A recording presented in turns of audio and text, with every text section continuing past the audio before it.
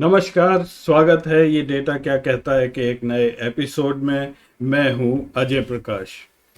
आज मैं बात करूंगा बिहार की। और जब भी बिहार के बारे में बात होती है तो एक तरह की मिक्स्ड फीलिंग्स आती हैं। एक तरफ तो बिहारी लोग हैं जो बहुत ही मेहनती हैं, अपना घर बार छोड़ के हजारों मील दूर आके वो काम करते हैं केवल इसलिए कि पीछे अपने परिजनों को वो पैसे भेज पाएं और वो ढंग से दो वक्त की रोटी खा पाएं। और दूसरी तरफ बिहार राज्य है जहाँ पे पॉलिटिशियंस हैं। वो एक तरह से जिसे अंग्रेजी में कहते हैं lost in space and time, समय में कहीं वो खो चुका है। पिछले 50-60 साल में बिहार जहाँ था वहीं है, बल्कि और भी वहाँ पे चीज़ें खराब होती गई हैं। तो इसके लिए कौन जिम्मेदार है, चलिए देखते हैं आज के कार्यक्रम में। पिछले महीने नीतीश कुमार जी ने ये घोषणा की कि वो बिहार में कास्ट सेंसस कराने जा रहे हैं। अब ये बात बीजेपी की सेंट्रल लीडरशिप को बिल्कुल पसंद नहीं आई, लेकिन नीतीश कुमार जी अड़े रहे और उन्होंने एक मल्टी पार्टी मीटिंग में ये अप्रूवल ले लिया।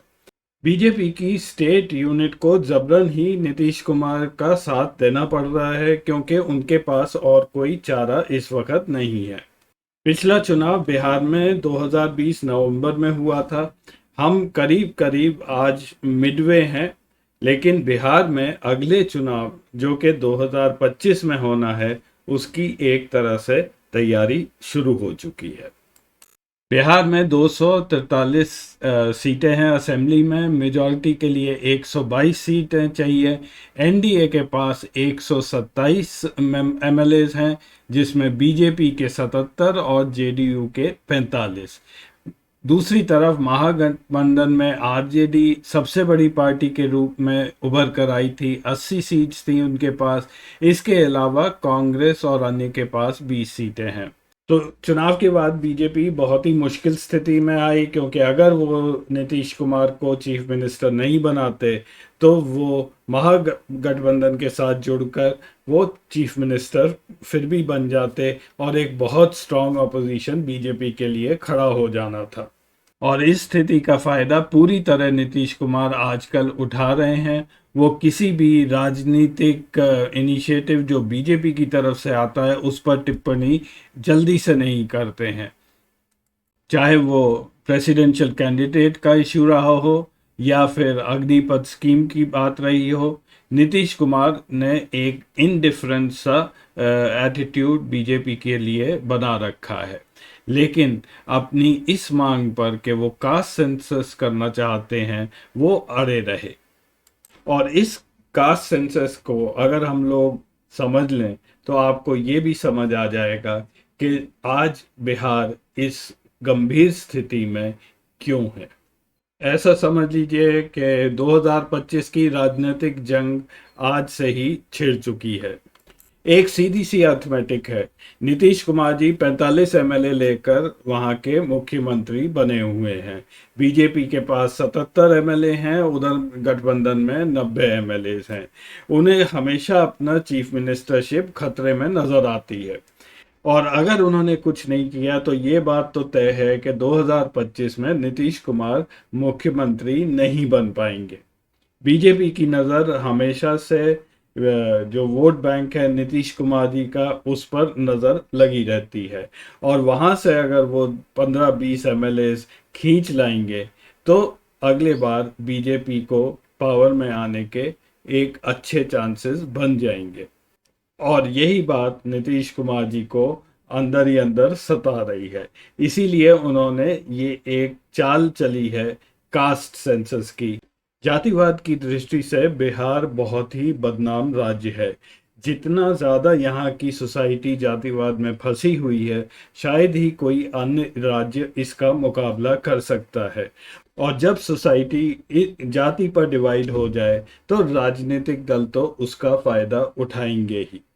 बिहार में जातिवाद दंगों का एक लंबा इतिहास रहा है।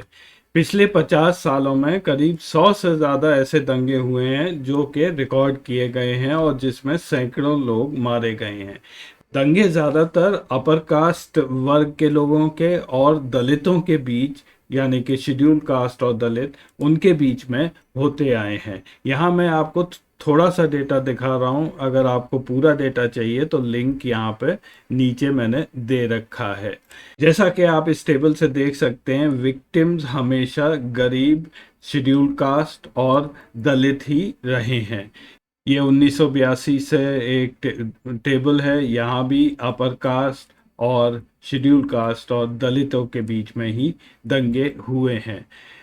ये लास्ट का टेबल है 1999 से 2001 तक।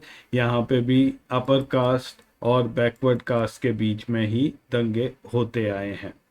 जो आखिरी रिकॉर्डेड कास्ट वॉर का जो डेटा मिला है वो 2013 का रोहतास राइट्स के बारे में है, जिसमें 50 लोग मारे गए थे।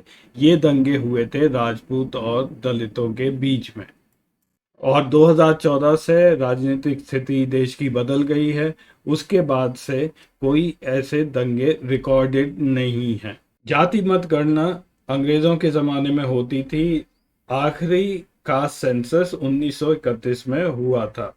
उसके बाद 2011 में एक socio economic and caste census किया गया था यूपीए सरकार के द्वारा, लेकिन उसका रिजल्ट पब्लिश नहीं किया था।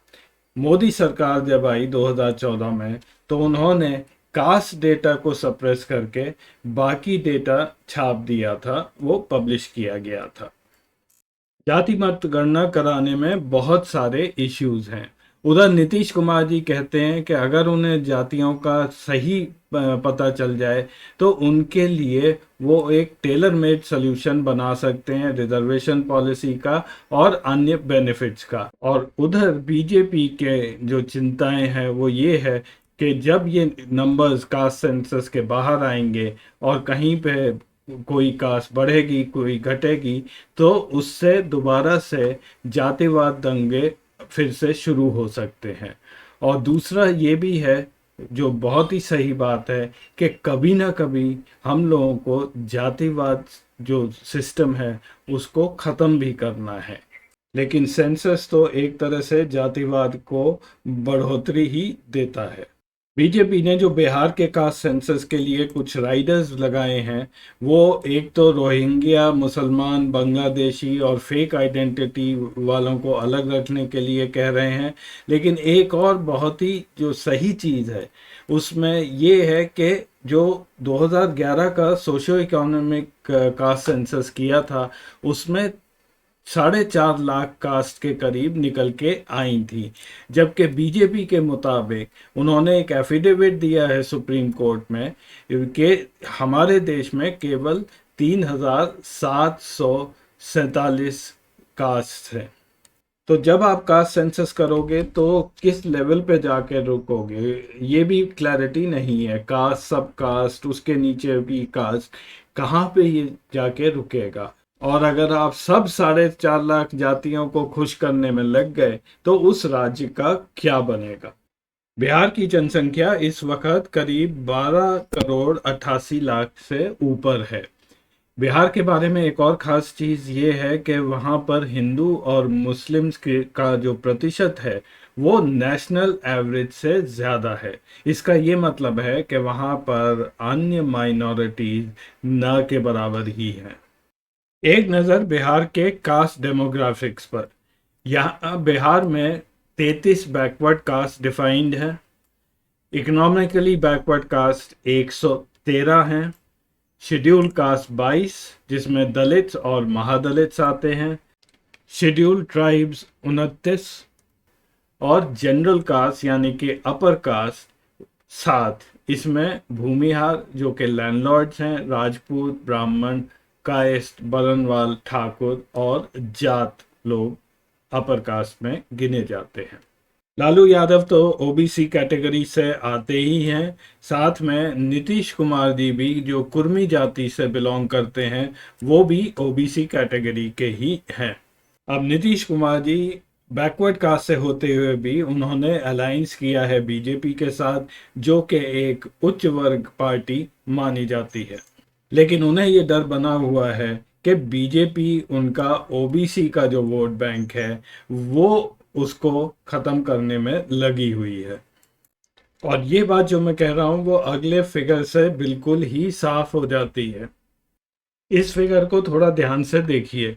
ये दर्शाता है जो पॉलिटिकल पार्टीज हैं उनके कितने एमएलएज इस वक्त असेंबली में हैं और कितने प्रतिशत किस कम्युनिटी से आते हैं। तो ये नीला बार जो है वो ओबीसी कैटेगरी दर्शाता है, जो ब्राउन है वो अपर कास्ट के कैटेगरी है, ग्रे शेड्यूल कास्ट, पीला शेड्यूल ट्राइब और लाइट ब्लू मुस्लिम्स, तीस लास्ट में अनआइडेंटिफाइड है हरा रंग। तो अगर आप जेडीयू और बीजेपी देखें, जेडीयू के करीब करीब 50% एमएलएज वो ओबीसी के हैं और बीजेपी में इस वक्त करीब 37% ओबीसी कैटेगरी के हैं। आरजेडी के भी लगभग 50% ओबीसी से हैं। सबसे कम कांग्रेस में है जो करीब 10% है। बीजेपी के सबसे ज़्यादा एमएलए अपर कास्ट से हैं जो यहाँ पे ब्राउन लाइन से में दिखाया गया है। उसके बाद अपर कास्ट के लोग सबसे ज़्यादा कांग्रेस में है, लेकिन उनका नंबर इस वक्त काफ़ी कम है। तो जेडीयू को डर ये है कि बीजेपी अगर अपना ओबीसी कैटेगरी बढ़ाता है तो उनका यहाँ पर ये कम हो जाएगा, इधर आ जाएंगे। और अगर ऐसा हुआ तो नीतीश कुमार आगे चीफ मिनिस्टर नहीं बन पाएंगे। एक और ख़ास बात है कि इस वक्त बीजेपी और जेडीयू में मुस्लिम एमएलएज एक भी नहीं है, वो केवल आरजेडी और कांग्रेस में है। तो नीतीश कुमार जी ये चाहते हैं कि ये ओबीसी ईबीसी कैटेगरी को इतना डाइसेक्ट कर दें, यहाँ पे कई कैटेगरीज आ जाएं जिनसे वो उनके लिए कुछ ना कुछ चुनाव से पहले करें कि वो वोट उन्हीं के पास रहे या जेडीयू का वोट बैंक बढ़ जाए, बीजेपी आगे नहीं बढ़ पाए।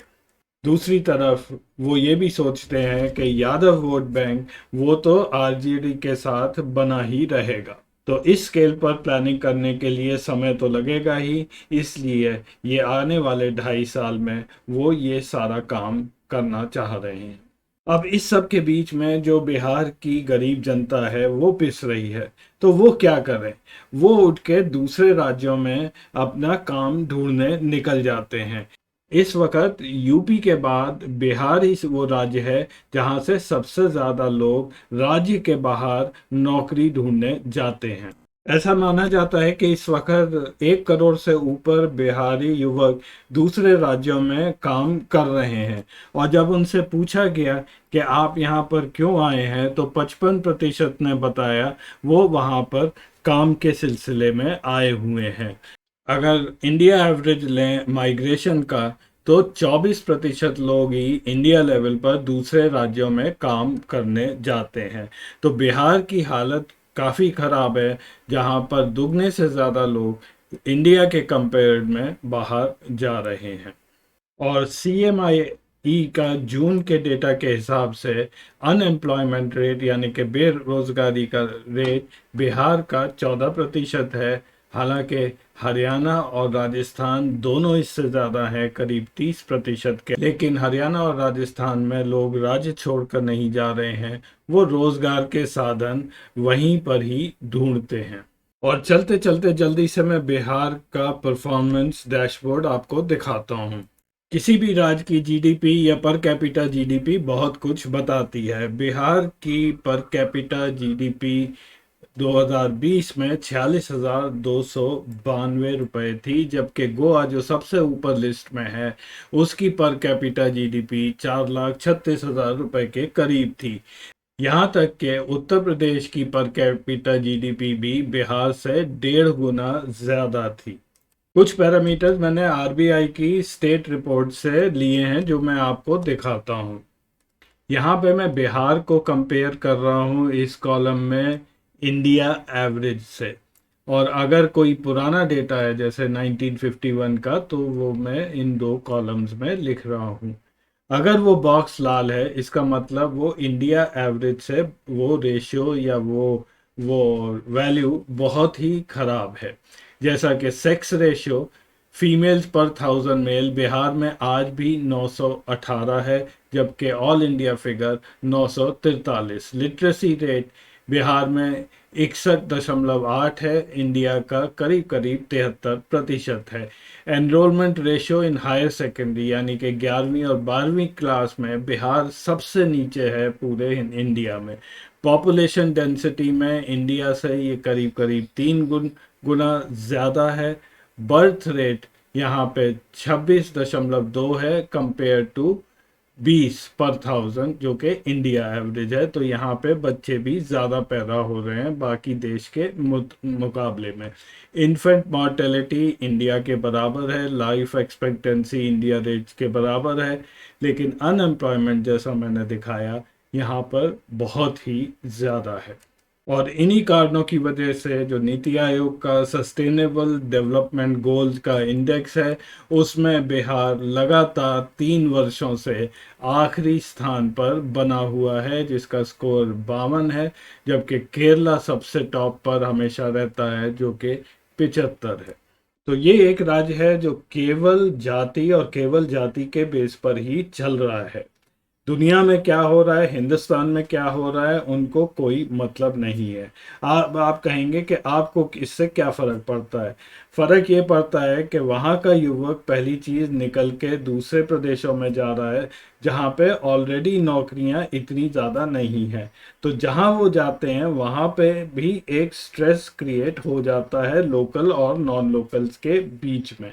दूसरी चीज़, जब ये युवक इतनी दूर आते हैं तो इनके अंदर भी एक डिस्ट्रेस की फीलिंग आ जाती है। वो इतना दूर रहते हैं और इतना कम कमाते हैं कि वो अपने घर वालों से साल भर अलग ही बने रहते हैं। और एक जो सबसे बड़ा पॉइंट है, बिहार एक नेट इम्पोर्टर ऑफ रेवेन्यू है, मतलब कि बाकी राज्य जो कमाते हैं वो बिहार में खर्च किया जाता है, क्योंकि सेंट्रल स्कीम्स जितनी भी हैं वो पॉपुलेशन के बेस पर डिसबर्समेंट होता है। तो सबसे बड़ा हिस्सा यूपी बिहार जैसी जगह में चला जाता है। तो आज के प्रोग्राम में बस इतना ही। अगले हफ्ते फिर मिलेंगे कोई नया डेटा लेकर। तब तक के लिए नमस्कार।